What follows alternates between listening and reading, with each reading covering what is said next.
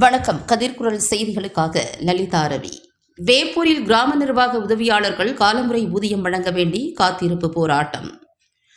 தமிழகம் முழுவதும் கிராம நிர்வாக உதவியாளர்கள் வரையறுக்கப்பட்ட காலமுறை ஊதியம் வழங்க வேண்டி அரசை வலியுறுத்தி போராட்டத்தில் ஈடுபட்டு வரும் நிலையில் கடலூர் மாவட்டம் வேப்பூர் வருவாய் வட்டாட்சியர் அலுவலகத்தில் பணிபுரியும் கிராம நிர்வாக உதவியாளர்கள் தங்களுக்கும் வரையறுக்கப்பட்ட காலமுறை ஊதியம் வழங்க அரசை வலியுறுத்தி வேப்பூர் 4 முனை சந்திப்பில் வட்டத் தலைவர் சிவக்குமார் தலைமையில் காத்திருப்பு போராட்டத்தில் ஈடுபட்டனர். இந்நிகழ்வில் துணைத் தலைவர் முருகன், வட்ட செயலாளர் மணிவண்ணன், துணை செயலாளர் பெரியசாமி, பொருளாளர் சிவக்குமார் மற்றும் அனைத்து கிராம உதவியாளர்களும் கலந்து கொண்டு கண்டன கோஷங்களை எழுப்பினர்.